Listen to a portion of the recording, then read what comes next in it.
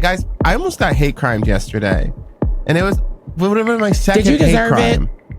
I actually didn't this time. I remember the last time I got called a faggot was because I got in a full-on fight with this entire Russian family on the plane. Well, the crazy thing is, I'm going to say what you told Ben. It could have happened to anyone. It's not because you're gay. It could have happened to anyone. It's because you're annoying.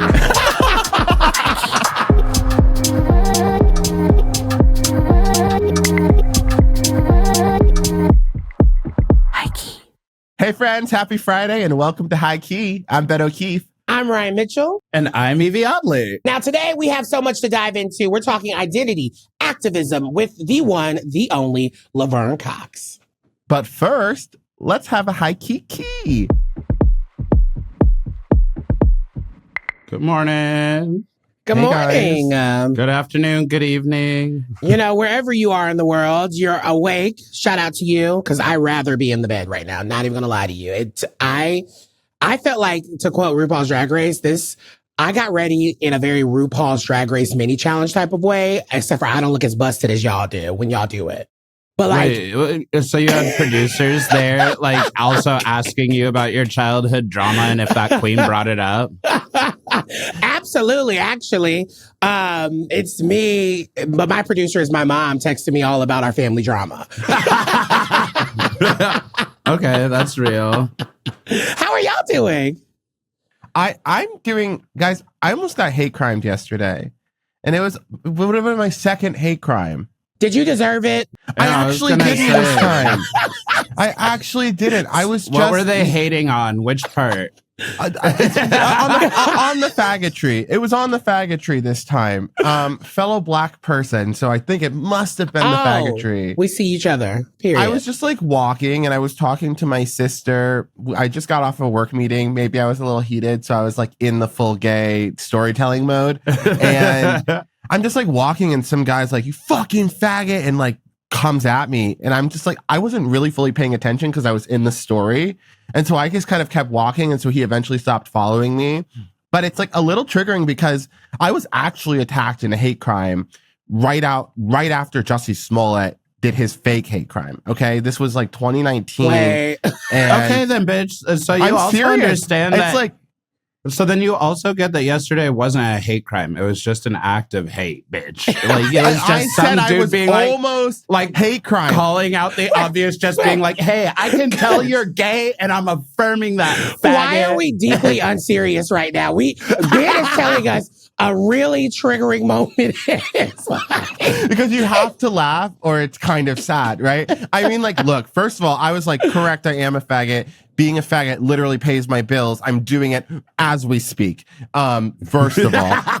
Second of all, and like, I love being queer. Like, it's not an insult to me. Like, maybe when I was 15, if you would have called me a faggot, I would have been a little sad. Now I'm just like, are we allowed to say this? Is iHeart going to be mad? I don't care. I love being a faggot. I'm sorry. If Gayle King can say faggot now, I think everyone... Yeah, and Kelly after her, now we're allowed to. Kelly Rowland made it good for all of us to say and it. you know, like, I don't actually genuinely believe that, but I do believe like that just also comes with the territory for some reason of living in New York. Yeah. Like, absolutely. You could be sitting beside someone on the bus or the train, and they just look over at you and be like, "Wow, you smell very faggoty today. What's going on?" Yeah, or like I'm in a Caribbean neighborhood, so like I hear like Bati Boy, and I hear like you hear these things, but like when I was actually attacked, we were walking to the subway, my partner and I, and she had just sort of started transitioning and was wearing like a wig. And I was like walking her to the subway, just walking her to work, and like dropped her off at the subway. And as we were going in, some guy was like, "That's a fucking man." Whatever. Cool.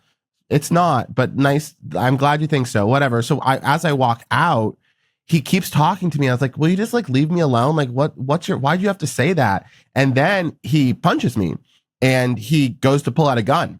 Okay. And so I literally this isn't the same moment. This is a different moment. This is before. And wow! This is what happened when I was actually hate crimed. Okay, sister, I like ran into.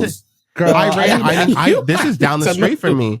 Well, this is down the street from me. I like didn't get on the subway for a year. I like was afraid to go, down the street. But I ran into a grocery store. All the like guys at the grocery store like came and were like, defending me. I felt it was really cute, a cute little moment. but it was scary because it did just escalate from voices to guns, right? Like from words to violence.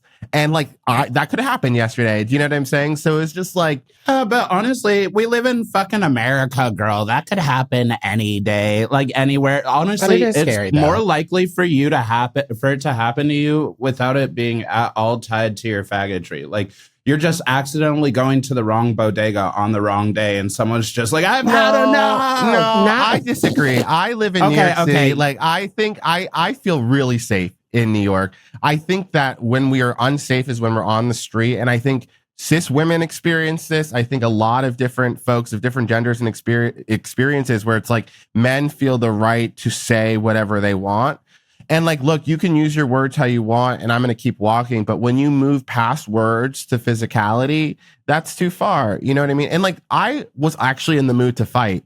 So, like, I was proud of myself for not getting in a fight because I really did kind of want to fight yesterday. Well, thank God, because, girl, that's all I'm about. Like, I actually also, believe it or not, understand what it's like to walk down the street as a queer person, as a woman sometimes. Do you? Yeah.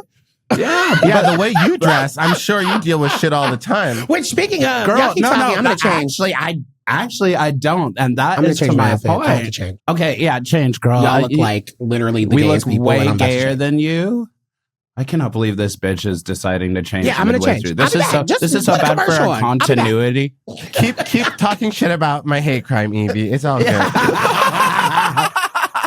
I'm just proving that I'm that friend who's really sensitive and the person to come talk to after direct trauma. Exactly. Come right to Evie Oddly so she can actually tell you, get the fuck over it. Not even get the fuck over it. It's just like, girl, he called you a faggot because you're a faggot. Stop being faggoty. My question is, have y'all experienced this? Like, do you feel Are you asking me, have I experienced a hate crime? Not, I mean, have you experienced a lot of like queer phobia these days? Like, I don't know. I thought we were past this. I mean, same. If I'm being honest, I don't think I've ever experienced a hate crime besides the ones that I grew up like in high school or like, in middle school where people are like trying to basically like, I don't know, they found out about the word gay and anything that doesn't feel like their friends, they're calling you that thing. And so like, I've never actually, knock on wood, I've never actually been hate crimes, which I'm very blessed about that, right? And I think congratulations. Yeah, I'm trying to make a rainbow happen. To be honest, if you sound like a soprano like that voice, period. It's actually quite siren-y. I be luring the men in. They like, you talking about it's the Jamaicans or the Caribbean folks calling you Bhakti boy, but those be the main ones trying to climb my back.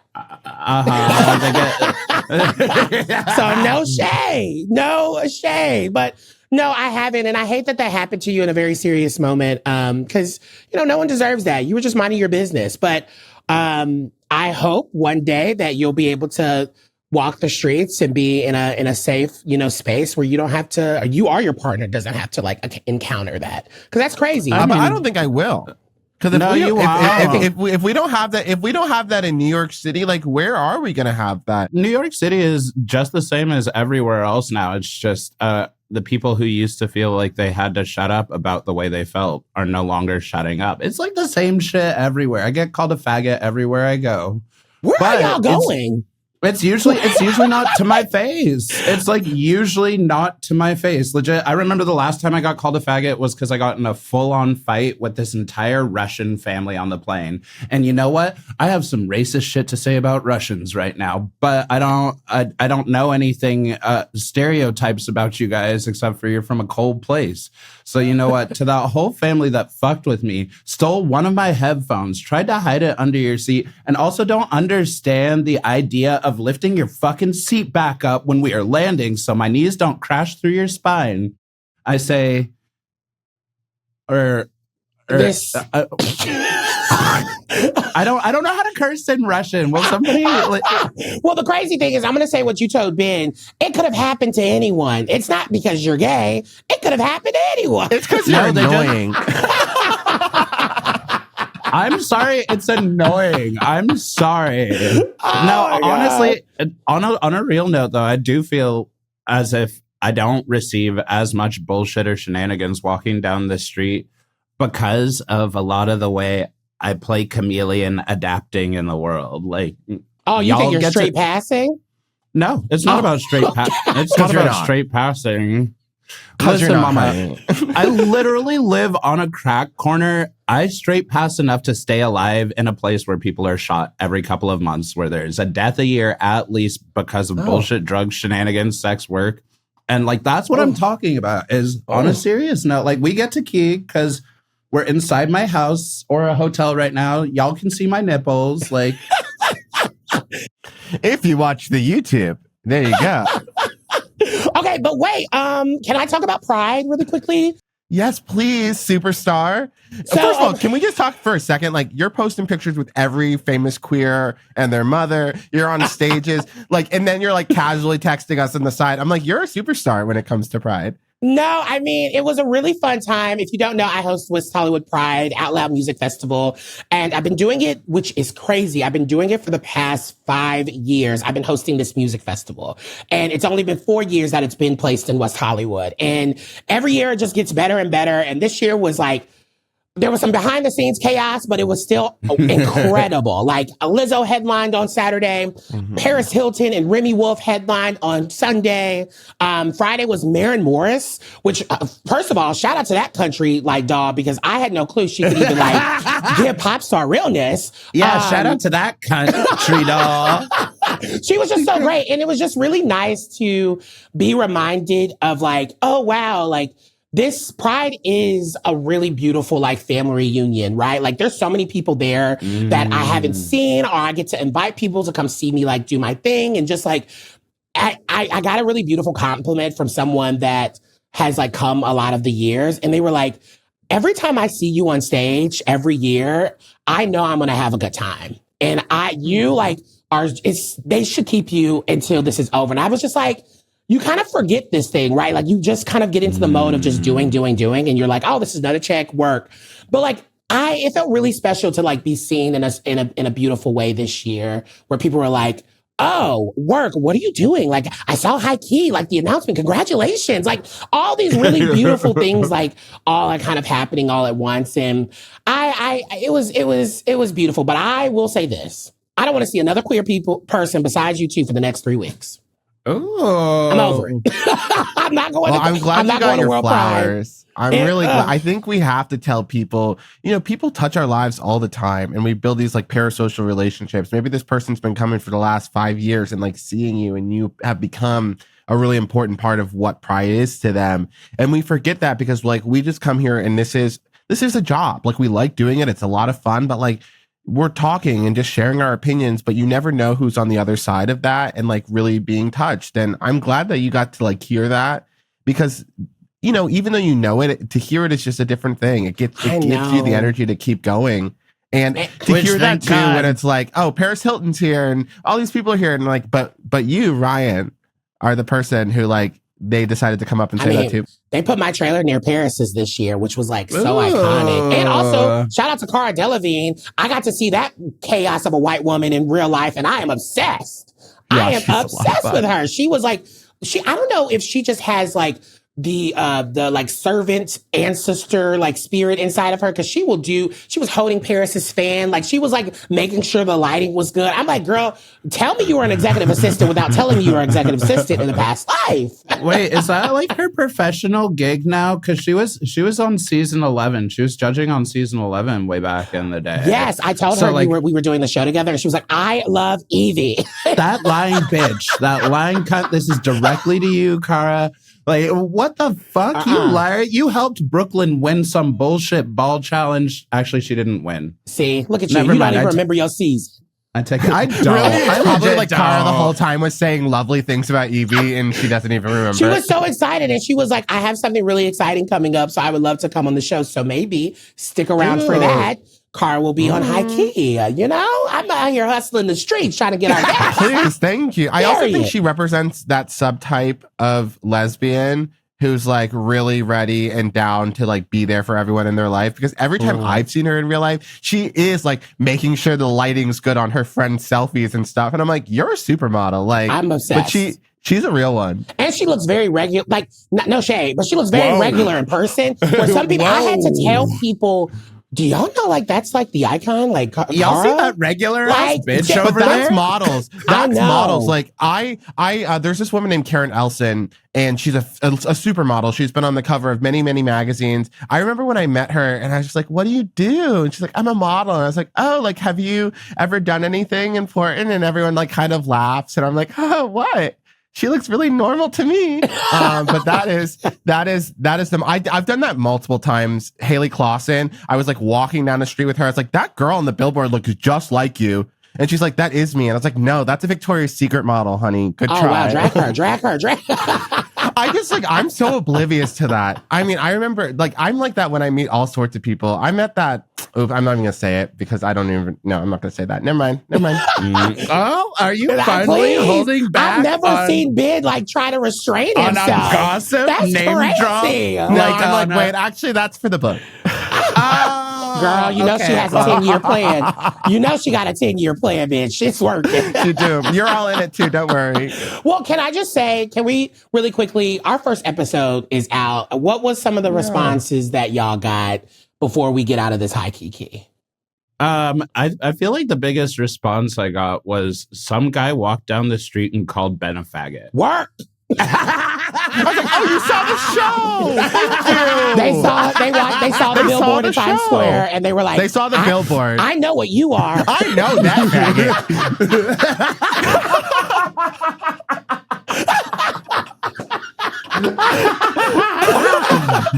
faggot. Yeah, basically, pretty much that. I've gotten like such an amazing response. So many people listened, and I guess like I for some reason, I just wasn't expecting some of it's like straight white guys in my DMs. Like, I really enjoyed that, what you were saying about. And I was like, okay, I guess we're doing something. And then we got to go see the billboard. Evie and I were in person. Ryan, of course, you were hosting Pride, but we got to FaceTime you and just like to see our faces up in Times Square was a really, really amazing thing. And I'm so excited because we're just getting started, you know? Like we're just getting started. And now we get into the fun parts because that first episode's a little different. It's kind of like an introduction to us. And now, like, we're doing interviews, Ryan. You're doing the first interview. I'm going to let you set that up because it's such a big deal. Actually, do you want to talk about it? Yeah, I mean, it's really cool. I'm very excited about, like, this part of the show because this is what really like attracted me to doing this with you all is being able to talk to really cool people, ones that we've been always fans of, but also new voices and new perspectives. And Laverne Cox is someone who is an absolute legend. And I mean, you know her from being Sophia on The Orange is the New Black and made her the first trans Emmy nominated actress. She's an activist and advocate so much. And this conversation, y'all, we talked about so much. I mean, we talked about her proximity to whiteness compared to her other queer, Black trans sisters. We talked about fascism. That popped up a few times. And so I think she's just in an era, literally, she's just in an era where she's no longer holding back. And I'm really excited for you all to hear this fresh and vulnerable perspective that she is now giving the world. So don't go anywhere. When we get back, Laverne Cox will be in your ears and on your screens. See you in a minute. Okay, what's up, girlies? Now, if y'all love this show, because I know you do, please support the Patreon. Yeah, the Patreon's where we're posting all the bonus content every week. There's going to be extra segments. There's going to be behind the scenes. There's going to be special group chats, all sorts of special access stuff that you can't get anywhere else. Special. So special. We've got a lot of fun stuff for you. And so get in while the water is warm. Please, water being warm. Yeah, what are you even trying to say there, Evie? Join our Patreon. Yeah. Oh, wait, exactly. Join our Patreon.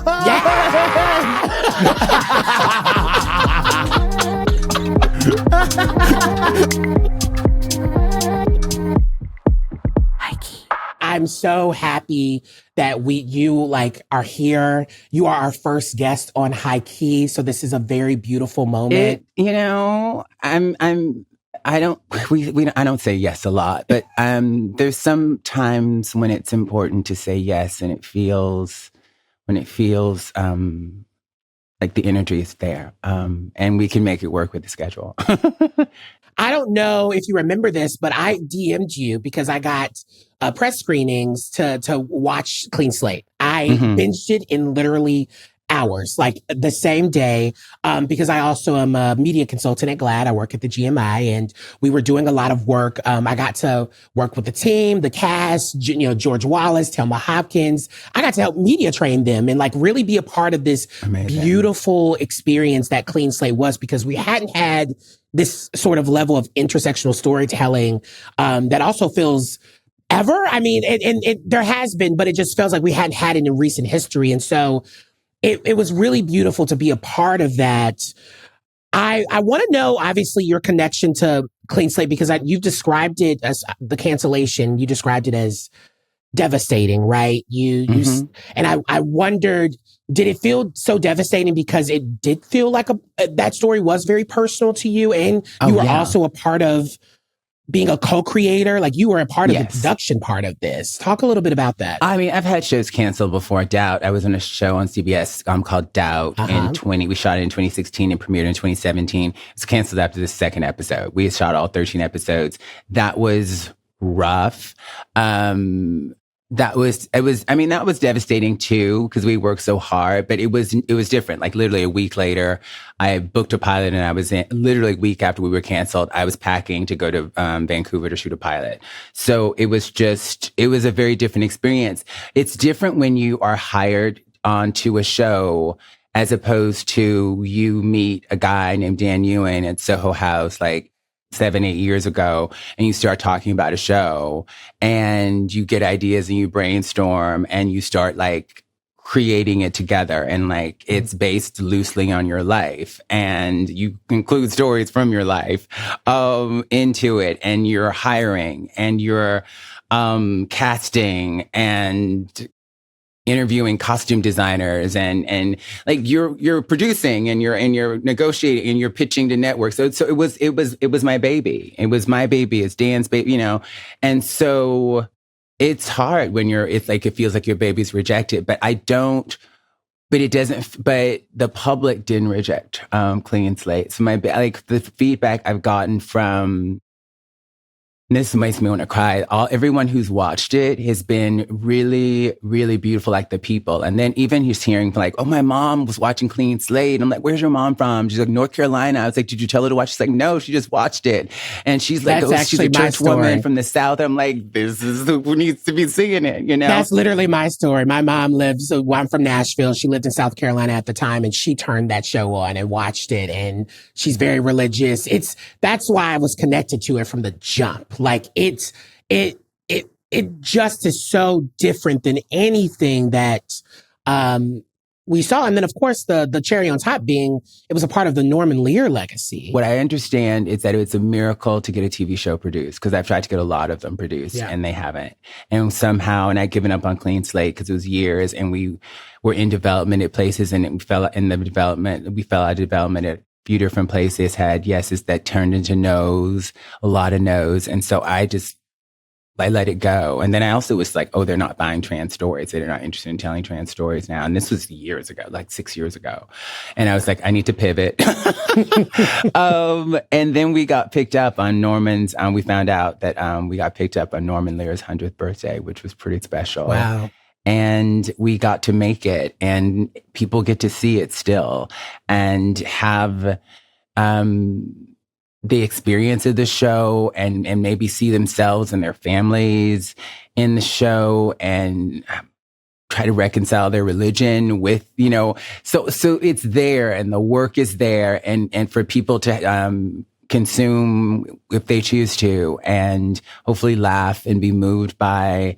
And that is a gift. It is, it's a gift. And so. Do you remember getting the yes? I was just in shock. I remember just being like, I thought this was dead. Like I've learned in show business not to believe something is happening until it's on the air. Not even when you're doing it. Like, not even like we were in Savannah shooting. I was just in the work. I was doing my work. You know, it's the first time I actually worked with my acting coach every single day of shooting. And I was just in the work until it's on the air.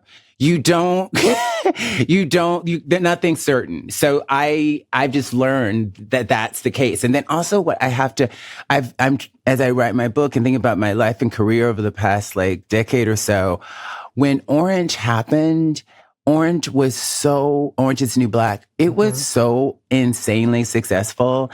And that's a show that is like that the public loves and watches en masse, and then is critically acclaimed, that leads to like Emmy nominations and multiple magazine covers. Like that kind of showbiz moment is really rare. And so I have to I've been like, okay, you need to put all this in perspective. Like I had certainly before Orange, I had 20 years in New York of studying and barely making, waiting tables, working in restaurants, and not really being able to make a living as an actor. And so I had a breakout moment that was really, I think in retrospect, huge. When I think about I think Orange is the New Black was probably a huge cultural moment. It's hard when you're close to it, but I think probably is an understatement. I mean, it was huge. Yeah, it literally not to say it created Netflix, but it did. It was two shows that were on that platform, and I've heard House you of talk Cards about it. And Orange is the New Black, and more people were watching us than House of Cards. No shade, because I live for House of Cards, but yeah, and so I think when you have that kind of success with a show, and then, that's unusual. What happened with Clean Slate and other projects, that's more typical. So it's about having all of these things in perspective. And I'm insanely ambitious, and I always have been, and I want to be successful, but it's like, how do you measure success? Is it about some external metric of ratings or bank? And that in the show business, that is part of it. Like how many, how many followers, how many viewers, all that stuff. By the way, the red carpet, we are I think our Grammys was the last Grammy show was the highest rated since 2017. The People's Choice Award red carpet was 7 times the viewership of the year before. So we had ratings on me. Yeah. And I'm proud of that, because that's important. It's important. The business part of it is really important. And but it's really interesting and tricky being a Black trans woman in show business at this moment, in this cultural moment, not just in America, but all over the world, where there's just a divestment from trans stories, from trans people. There's an attack on trans people on a policy level from the state sanctioned discrimination that we've never seen before.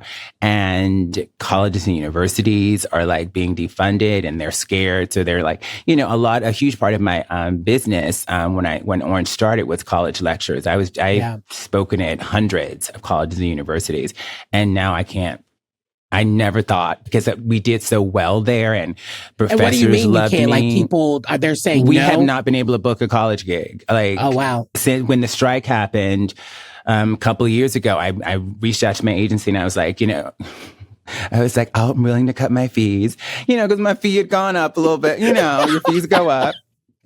And every college can't afford, what we were, what the quote was at the time. And so I was like, I'm willing to cut I'm willing to cut my, speaking fee in half.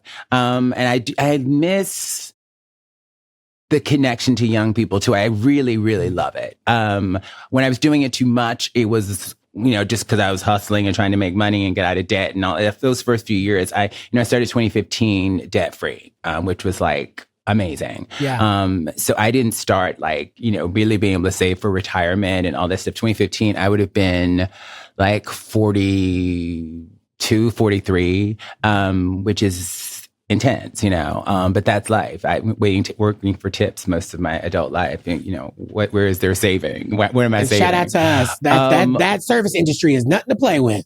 No, it's not. I have deep respect for people in service industry. Be nice to people. Please. And tip them. I'm just really grateful, but it's what's happening. I'm shocked, but I'm not. I just always thought I'd be able to go back to colleges and universities because I was just so loved there. That was like your fallback plan in some ways. Yeah, professors loved me. The students loved me. We had packed houses. We had packed, auditoriums everywhere I went, standing ovations.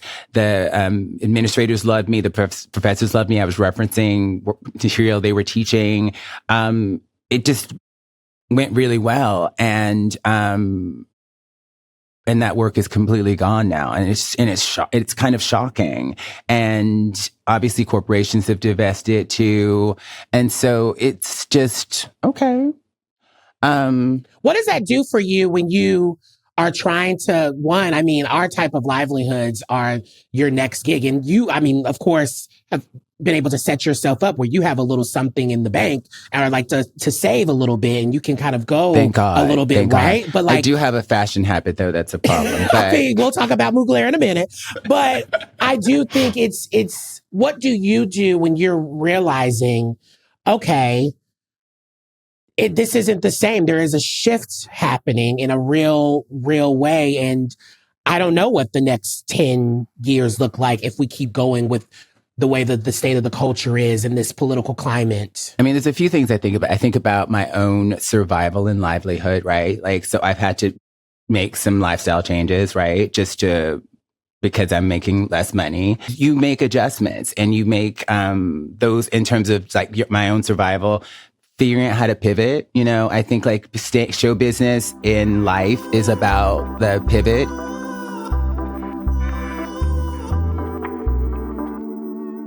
It seems like what you're able to do and go on shows in a mainstream way and talk about these issues are sometimes different from even like some of your like sisters in community who also have platforms, right? Like it seems like you're able to say the thing that we all are needing, but like if they say something, it's like it's not reciprocated in the same way. And have you ever thought about that in the ways that it seems like, I think of someone like Angelica Ross, right? Angelica Ross is a powerful, like powerhouse voice. I've seen, just from the outside looking in, not to compare, but you have an ability to be able to still exist in a room in the ways that she may not able to if she's like blowing the whistle. Angelica hasn't had the access that I've had. She hasn't had the access that I've had.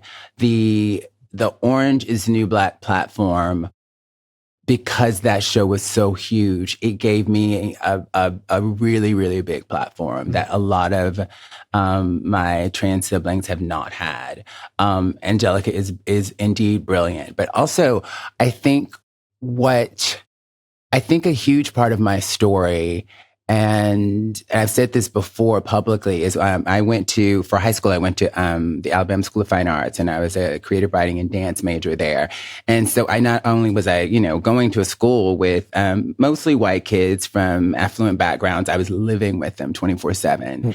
And that was I love being surrounded by all the artistic disciplines, and I love painting. I love classical music. I love theater. I love art. But one of the lessons I also learned at the Alabama School of Fine Arts that I didn't know I was learning to make white people comfortable. And I think there's like different levels of that, because with my a lot of my survival, we have fight, flight, or freeze, right? In terms of survival, but we also have tend and befriend. And tend and befriend was like one of my survival strategies in relationship to my mother. And I think we're in relationship to life. And Angelica is more of a fight girl. She's like, so there's a piece around whiteness and palatability around whiteness and making white people comfortable. And Angelica, I know, is not interested in that. She is certainly not. She's not. And I don't think I don't think we should be. Period. Either. Big time. I don't think we should be. But that just generationally for me, and because of my background, that became something that for survival, it's almost a default thing of like making trying to like diffuse, like trying to diffuse potential conflict and trying How do you break through that though? It's really tricky. So I think we shouldn't have to be in a space of making white folks comfortable. That shouldn't be like the prerequisite. And even when you can, it still doesn't mean that they're not going to still call you angry. I'll never forget early on, I'd gone on CBS This Morning, and it was the first time Gayle King had interviewed me. And this was early on. So it was the early period, like I think it was 2014. And I was still having to make corrections with people around language and how to talk with and about trans people. And part of my activism too, early on was like, we had to change the conversation with and about trans people if I was going to have a career. Yeah. Like if people were going to be able to see my humanity and my talent, we needed to move the conversation away from like what people's genitalia is and like what happens in a gender transition. Like that's dehumanizing. Yeah. And I had this moment with Gayle, and she said, well, you were born a boy. And I was like, assigned male at birth. And I just said assigned male at birth. And then, just a little correction. And a Black trans woman, I was still on Facebook at the time, a Black trans woman I knew wrote me DM'd me on Facebook and said she was hearing... This is such a guy. She was hearing from a lot of white gay men that I was coming across as angry on TV, and I needed to pull it back. What? And she was thinking she was giving you like advice. Like, let me, sister. It was almost like the white gay sent the Black trans woman to like get me together. Like it was such a goof, and I wish I had this DM because like I changed my Facebook from like. From a personal account to like a business account or whatever. So everything, you lose all your DMs. God, I wish I still had that DM. Girl, it was such a gag. Like it was such a gag. That like, I mean, just you think about the meta of it all. Like she literally has the audacity to say she said white gay men are saying that you're coming across as angry. And like, then it didn't compute to her how like effed up it was that she was being sent or she felt compelled. That was deep. So, I mean, the reality, and I think what everybody should understand is that as much as I tried to like, navigate respectability politics in the beginning of my career when Orange broke through and I had I felt the pressure of like, I'm the first trans person people may be coming in contact with through the media, and I can't say the wrong thing or do the wrong thing. All of that trying to be respectable did not keep our rights from being just stripped away from us, right? So respectability politics is not it, period. Yeah, period. Making white people, making the dominant culture comfortable is not it. In terms of if you're interested in liberation and justice, if you want to just, or if you're interested in your own career and your own self-advancement, then maybe. But if you're interested in justice and freedom for marginalized people, that's not that's not it. But I want to also try to maintain access and not piss too many people off, because I have a lot of critiques that I just keep because I think I need to try to maintain some access for my community, for my people. It's like, it's bigger than me. Like I had a moment, on Trans Liberation Day when I was in LA and a month or so ago. And I said, it was the first time in a speech where I cursed, where I called like a politician out by name, and it was raw. How did that feel? It felt good. It felt good. And it felt, but it was also like in this moment, after we've had a fascist takeover and seeing what we've been seeing, it's no time to be nice. It's no time to be, you can't equivocate. We have to call a thing a thing. We have to say it plainly, and we have to say it in a way that it's going to transmit to the people where we understand clearly. And, me cursing and me just reading. My the kitchen table Laverne that wants to read down, she came out. Like I dragged Gavin Newsom. And he deserves Gavin it, Newsom. actually. I dragged him. I've never done that before, publicly. It felt right. It felt good. And it was beautiful that there was an audience of LGBTQ plus people that was in front of me who needed this. And then afterwards, even some of the things I said, people, there was teaching that I said, at one point I said, the speech was supposed to be 3 to 5 minutes. It was 30 minutes, girl. I had a lot to say. And a woman came up to me afterwards and said, I had never thought about it. Because I apparently during the speech, I said, the Democratic Party's become Republicans and Republicans have become fascist.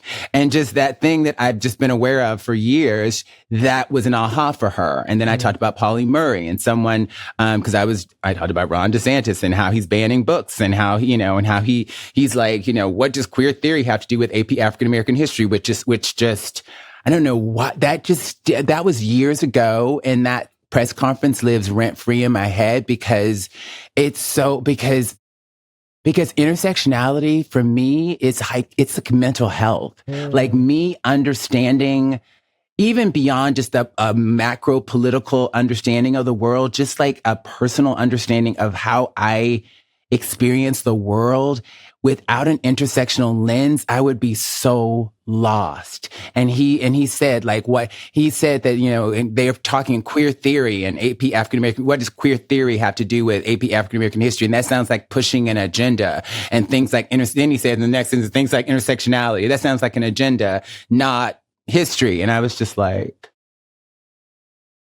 and I went off. I'm like, and then I went off like in the some remarks. I'm like, maybe, when we talk about Black history, we often talk about the March on Washington where Dr. Martin Luther King made the iconic "I Have a Dream" speech. By arresting. That's pretty much in every Black history book. And by arresting a gay Black man organized that march. Yes. That's intersectionality. James Baldwin is major. Langston Hughes, Nikki Giovanni, and Polly Murray, who a lot of people don't know. Like, that's why you have to have the queer thing, because it's intersectional. Because the way it functions in our lives, because of homophobia, Bayard Rustin almost didn't have the opportunity to do that. Polly Murray coined the term Jane Crow because Polly understood as an assigned female person at birth who was Black that racism was functioning in their life in a way that was different because they were perceived as a woman, and that there was a way, like, I can't just understand what's happening to me if I just look at race. I can't just understand if I look at it through gender or sexuality. It's all these things operating simultaneously at once in my life. And so I get so upset. Banning books, first of all. Toni Morrison is one of the books they're banning. Bell Hooks. Like, these are people who have changed my life and shifted my consciousness. So like a lot of my favorite authors are being banned, but it's the anti-intellectual thing, you have to just call it what it is, so that people understand that this is fascism and that so much of this project of the misinformation, the alternative truths, the curriculums that they want to teach at colleges, they don't want us to be educated. They don't want, because an educated populace is going to push back against all this stuff. They rely on people being uneducated or misinformed or, have disinformation. And so and one of the huge reasons I'm here is also because of education, because my mom was a teacher, because learning and just curiosity and critical thinking. Knowledge is literally power. That's the one thing that I remember growing up, my mom telling me. She also works in higher education at FAMU, actually. And so it's one of those things where it's so frustrating that we continue to, in a lot of ways, through this fascism, we're being gaslit to believing something that's completely dishonest. Absolutely. And it's so important to have you in the room leading and adding your voice into this space, because I'm so happy you're also at this point in your career, in your life, where you're just saying the thing. And it feels, I mean, it looks great on you, by the way. I'm just saying that, Thank you. you're not, there's no, not saying you were performing before, but there's no performance now. It's literally like we're fighting for our lives right now. And that's really why, because girl, when we're talking fascism, you can't, because there's no negotiation anymore. You can't negotiate with someone who wants you dead. Yeah. Who doesn't think you have the right to exist. So we need to get really, really real about what's happening, understand, tell the truth about it, and then get strategies together. And that I really believe so much of those strategies are within community. The government, the politicians aren't going to do it for us. Yeah. The corporations aren't going to do it for us, but we can do it for each other. And so I think that's a huge reason for me about why truth telling and having the courage to do that, so we can level set for our survival, because we can and will survive this. Everybody might not though. Yeah. So if we want to survive this fascist moment and come out on the other side, it's got to be each other. It's got to be in community. I want to end this because, one, like I said, you were our first guest, and when I tell you 8. This is such a great conversation. I could talk to you for 7 more hours, and I hope we become... I could talk for 7 more hours, unfortunately. And I'm like, can we continue to be friends? But I want to end with a new tradition that we're doing on the show. What are you high key about right now? What are you high key feeling? High key, I'm just feeling hopeful about art and creativity. There's a wonderful, a few new scripts that have come across my desk, and I had a meeting with this amazing director yesterday. And it's a film that 8 years ago was brought to me, and now it went away, and now it's been rewritten, and it's so good. And I was just so excited about, I've just been manifesting as an actor. There's so much good work out there that actors are doing that's so inspiring. I'm particularly thinking of Emma Stone in Poor Thing, and I'm just I wanted something where I'm challenged, where I could transform, and the physicality, the vocal. There's so many different elements of acting. There's the emotional life, but then there's the physical part. Physical parts, and maybe there's the vocal elements of the character. And this character, the new version of this character in this script is everything I've been manifesting and wishing for. So I'm just kind of I'm excited, but I'm also girl, you're going to have to work. It's not going to be easy. Yeah. This movie it's probably going to be the hardest thing I've done. And I'm going to have to clear the schedule and commit in a way that I've never committed before. And I'm insanely excited about that. So I think that I'm high key about even when things seem dire and there's no hope, you continue to manifest and you continue to be grateful. And that doesn't mean that you don't have to keep doing your work and doing, but turning it over. That I don't have to carry all of this by myself. There is an energy, there's a God, a higher power that can carry this with me. And hallelujah. Even without a man, there are friends, real friends, girlfriends who love me and see me and got me.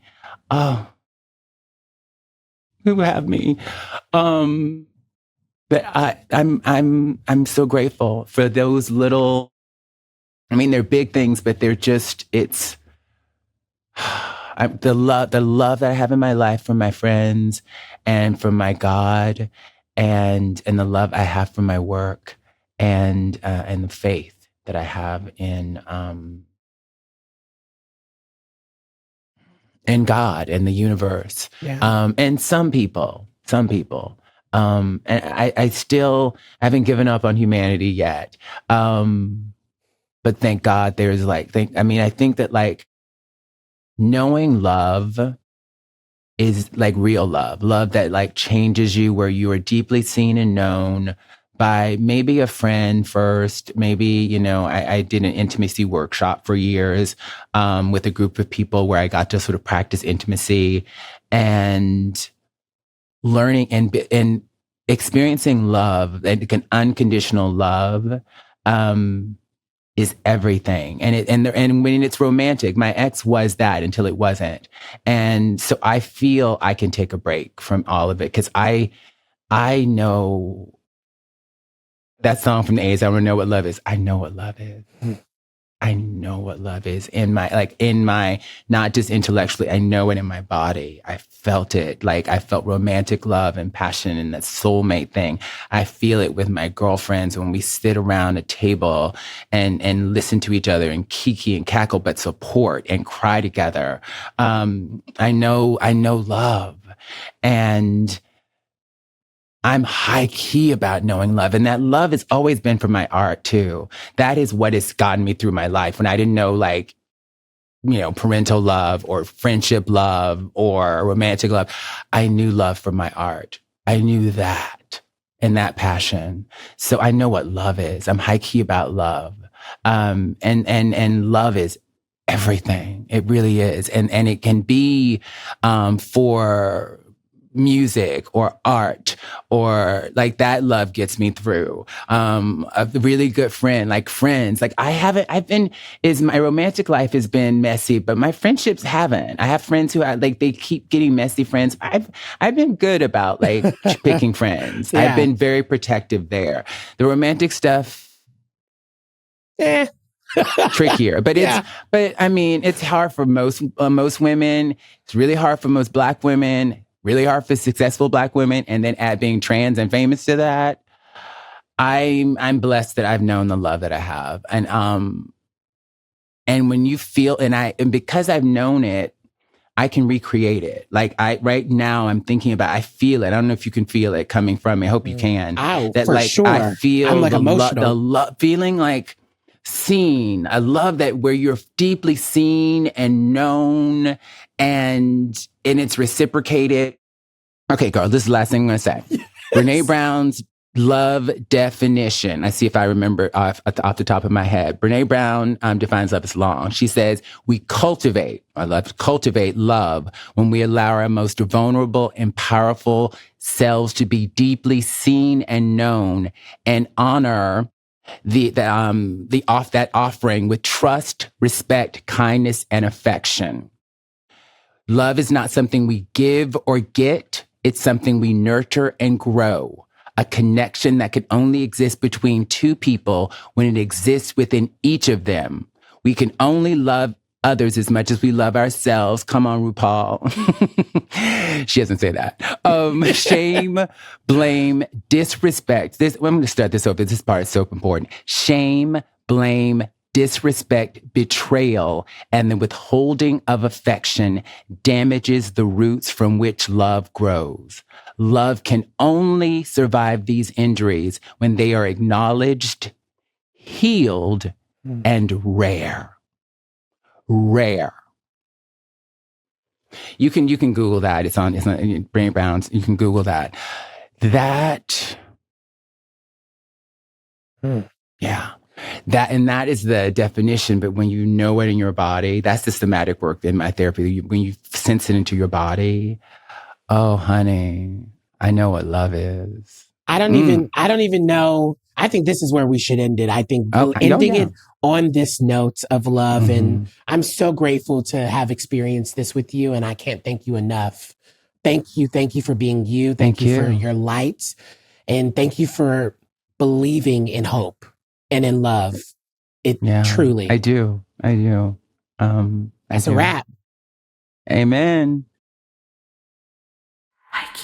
Ryan, all right. That was wonderful, Ryan. Oh my gosh, I'm sitting over here trying not to cry, like Laverne did. I know, right? She did get quite emotional, but it was really nice. You know, I think as someone who's like always been a fan of hers, I wasn't expecting the show, like our conversation, to be so retrospective and kind of go into these depths of moments. Like I really wasn't expecting that at all. But I think she showed up for context. You know, we did this virtually, and she shows up very in a mood of some sorts that felt like very like ready to pour it all. And I'm happy that she feels safe enough with me to do it. And I've had my favorite moments, but I wondered kind of what were some moments that like resonated with y'all. You know, Evie, what kind of hit you, or Ben, whoever wants to go first?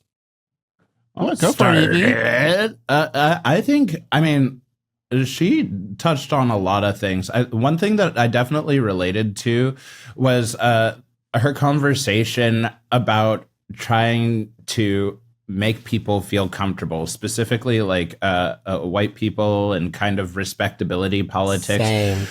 It was interesting because I share a lot of the same trajectory growing up that she did. I was surrounded by white people. I went to art schools and this and that, and I learned the skill of trying to make people around me feel comfortable before I ever knew it was something I was doing. And unfortunately, something that I really related to her talking about Angelica Ross is that I was never good at it. Yeah. I could never 100% convince somebody that I'm a good, nice, normal, respectable African-American person. Yeah. So I relate to that so much because I was good at it. I was really good at it. And I got so burned by it that I feel like I have now swung over to the other extreme. And like, I've always been a disruptor, and I love Angelica Ross. Like we've always been kindred spirits in that way. But there is something about like navigating these spaces. Like I also think of Janet Mock coming up in that same sort of space of Laverne and Angelica Ross. Janet, we don't know where Janet is. She's kind of had to hide away because she's, in the cut. Yeah, because look, she spoke out about really real things that she experienced. I think a lot of folks have spoken out about being in the Ryan Murphy universe and what that has meant and been like in their lives. And it was just like it's wild to hear Laverne kind of talk about that because she has done a really great job, but I am starting to see that shift. Like I had seen the video of her speech and I was like, oh, like Laverne's not like speaking in the Netflix speak anymore. She's like ready to say the thing out loud. Yeah, I asked her about that because I think it's so interesting. You know, I think of the India Moores, I think of the Angelica Rosses, I think of Hope Giselle, who are out here really kind of like doing the work and saying the thing that has clearly impacted their career specifically. And I feel like I have also kind of sat in the space where I've never needed to like, I never felt the need to like tone myself down or be something acceptable for white people. But I do navigate white spaces quite often. And I think I know how to do it through the ways that I grew up as well. And I also know how to show up and say the things that I want to say, but do it in a way that is like accessible and humorous. And so like to hear her kind of talk about that, because I had always assumed that she had either some trauma or like she had some like experiences of like doing it out of survival, because she's like, I'm trying to keep this access so there is someone in the room. However, I'm like, how do you free yourself from that survival kind of mentality? Because they're not going, at the end of the day, they're going to remind you that you're a Black person or a Black trans woman any moment they get if you step out of line. So it's like, if you're worried about it impacting your financial ability or your place in when it comes to access, it's like, how do you kind of get out of that mode? And I think she's in this space where she's like, honestly, nobody cares. I'm fighting for my life. Our sisters are fighting. This community is fighting for our lives right now. I don't care who I'm making happy and who I'm not making happy. And I think that's really powerful. And it's powerful because of where she came from. Like, I first started talking to Laverne Cox before Orange is the New Black. I remember when she was like sex worker number 2 on Law & Order SVU. And I sent a message that on Twitter that was like, I think it's so cool to see Black trans representation. I can't wait until you don't just have to play sex workers or something like that. And look, it is... I want to just say, first of all, Ryan, you bringing Laverne on for our first interview means a lot. That we are centering a Black trans woman like that means a lot. and I'm really, really glad that you did it. And I think what she also accomplished in this interview was like a level of vulnerability that I always dreamed our guests would have. Because not only is she talking about now how she navigates for her life at this point and like the balance between proximity and power and survival, but then she also like went really deep. She talked about her bag.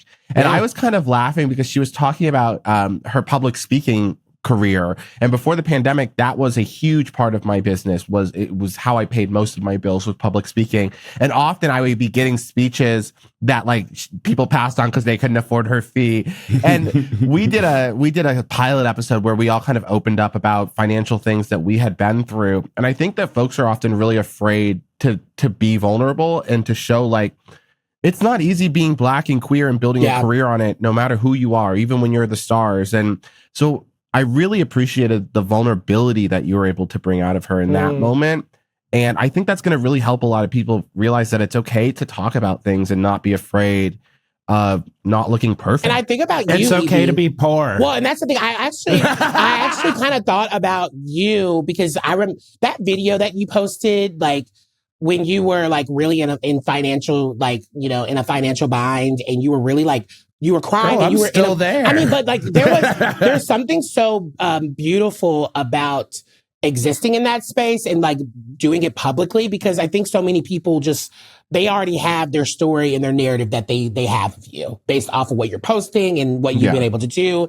And like you talking about that at that moment it really does kind of open stuff up for a lot of people to really be like, wow, it's not a scary thing to actually like reject all of these narratives that people have been putting on me for so long. It's actually needed for you all to see me. Well, and I think that's why I really did enjoy your interview with Laverne, is because you seemed to be able to peel back into some of the things that were actually touching her, like even just the way that she spoke about the love she's experienced.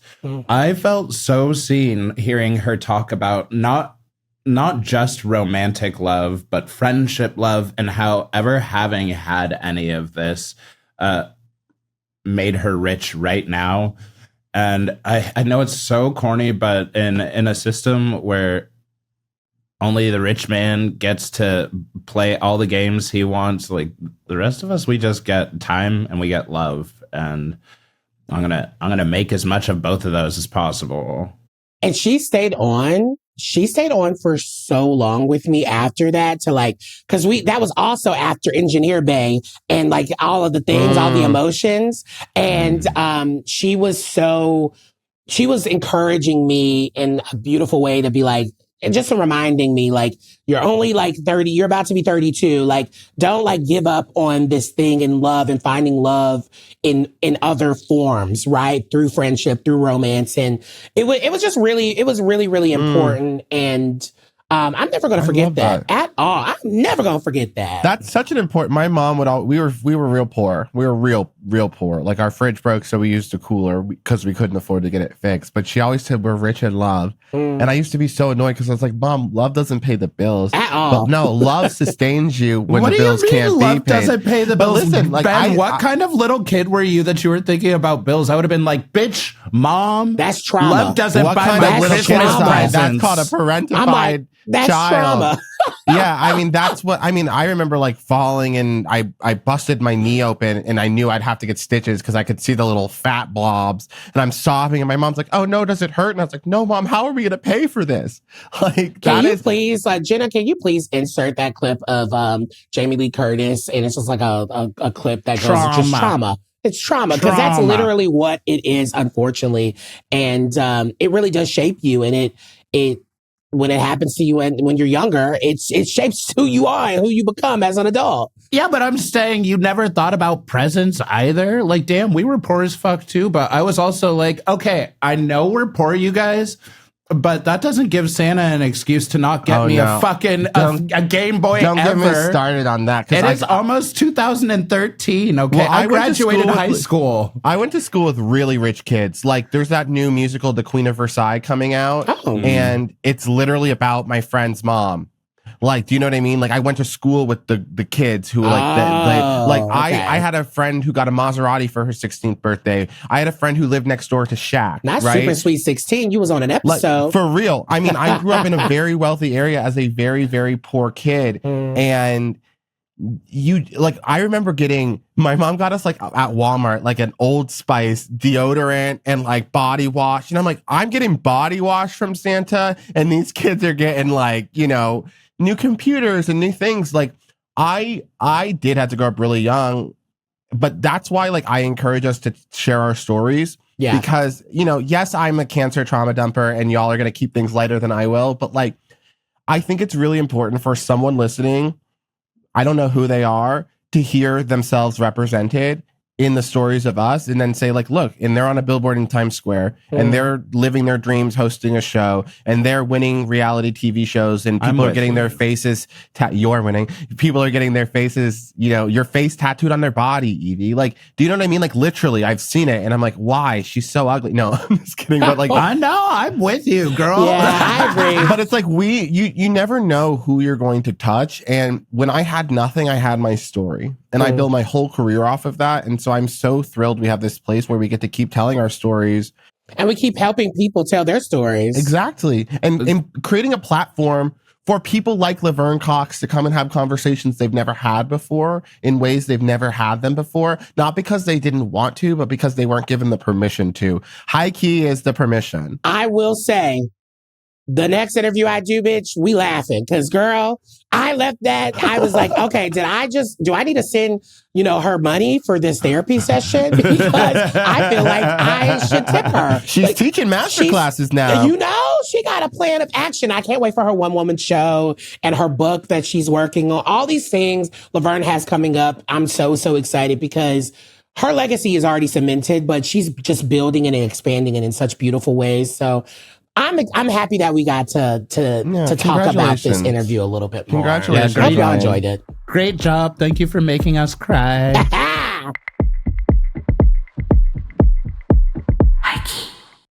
Whatever. Okay, y'all. It's time to get high key. Ben, what are you high key about this week? So mine's kind of funny. I'm high-key obsessed with TikTok, and I know TikTok's been out for a really long time, but I just made one last week for the launch of our show. And I'm obsessed with it because for some reason, the algorithm has decided to serve me a lot of ex-gay content. Like, it's only serving me like queers who are like, I ain't gay no more. And I think it's because there's a clip where I said that as a joke. And so I've been having a lot of fun trolling people who think that they've been converted. And maybe that's really mean, but I think conversion therapy is really messed up. Like, I remember this girl in drama, her dad tried to tell me to go to Exodus Youth, which was like a gay conversion thing in Orlando. And so I'm having a lot of fun with TikTok thinking that I am an ex-gay, which like actually maybe I kind of am because I am dating a woman. I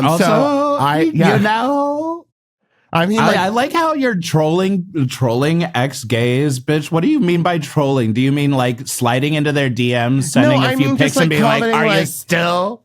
No, I just mean being like, okay, sis, I'll see you at the club next year. You know what I'm saying? Like, remember like the calling all the basic bitches? Calling all the Lo Anthony? Yeah. Lo Anthony's an ex-gay. Oh, I know. That's actually really sad. It is. It's actually really sad when you see like, oh, this like really queer kid and like he was dancing and just full of joy. And like now you flash forward to like him now and all the joy has been like literally sucked out of him, unfortunately. And he's just quoting Bible verses. But yeah, I love that's your high key. Yeah, I was there. I just reversed. I went the other direction. I started as the biblical boy, being like, Leviticus 20:13 says, do not lie with a man as you lie with a woman, for that is an abomination. And now I'm just like, I'm an abomination, and I love it. So that's my high key. Who's next? Ryan? Yes. Oh my God. My high key is literally, okay, I don't know if I am like high key delusional for being this obsessed with And Just Like That, but I'm okay with it because here's the thing. There is something about, I was a late in life kind of like Sex and the City girl. I did not get it. I tried to watch that first season. I thought it was, this white ass New York. What is this? I don't know what this is. And I just wasn't connecting to it. But something happened like later in life around this time where I really started to get into Girls and Insecure and like started to like reach. And I'm also about to, in July, I'm about to be the age that Carrie was in the first season. And I am just obsessed with And Just Like That. One, because it's just one of those shows where it's like, if you understand, like, it's not supposed to be like this like premiere level television. And the way that Sarah Jessica Parker is talking about it on this press release, like she is like in Cannes Lions talking about this like full on, show and what it means to be Carrie and big and how cathartic. And she's just really going. And I'm like, bitch, Michael Patrick King deserves prison for what he's doing to that show. But I love it. I'm obsessed with it so much. No matter what, I will be watching it till the wheels falls off, just like Grey's Anatomy. And I've seen, spoiler alert, I've seen this season. So I literally watched the first season of this season 3 that just came out again because I'm so obsessed with this. So I hope you all are ready. Buckle up because this season is going to be insane. Just saying. So I'm high-key delusional about my love for And Just Like That. Honestly, me too. I was watching it with my husband the other day, and we were both asking, like, do any gay people watch this because we think it's good? And then we quickly found out, no, it's impossible. It's like you just want to watch it because it's literally low-key giving train wreck, but also like the emotional levels. Best. It's all really, really like. It's the same thing that I feel about No Shade to Paris Hilton. When she was on that stage, I was like, okay, I thought you were doing a DJ set, but actually you're giving pop star realness. Did I just sign up for Scientology? Like, am I banned now? There we go. It's a slippery slope. You get it? Like, yeah, you're like, maybe I'm a part of this cult of mediocrity. Maybe I love white mediocre things. Now, Evie, what's your high key? My high key is that I'm so obsessed with the show Dying for Sex on Hulu. I just started it, and I know that like I can be pegged into always talking about sex, and I wanted to say it, but I didn't. Okay, well, I can be pegged into it with enough lube, that is. But like, I just love the show because it's talking about so many relationships between sex and like our spirituality, our bodies, like how we view ourselves. I just watched this episode, also spoilers, where the main character explores trying to top. And like what that sort of mindset is like. Have you listened to the podcast that it's based on? Not yet, because this is the only podcast I listen to. But I will say, it is such a beautiful listen. Like it includes audio of recorded conversations of Nicole and the friend of like that was like had died from cancer, and you're hearing her journal through her experiences, and Nicole is kind of interviewing her, and they're just like talking about these moments, and that's what's like translated into like the show. And I remember I probably was listening to it back in like 2018, and I would be like boo-hooing from my way to work, crying because it was just so beautiful, it's been hard to watch the show, but because the show is so good, but it's bringing back all that emotion because it's so touching. It's so touching. Well, Dan, this is a 2-for-1 then. I guess I'm high-key all about crying while listening and crying while watching. I'm usually the crier. I guess I got to check this out. Amazing. Well, I think that's our show, everyone. Now, honestly, y'all, what a great show. Thanks to Laverne for doing our show. We love having her as the first guest. That's historic. And until next week, stay messy, stay obsessed, and of course, stay high-key. Bye. Episode 2. Yes.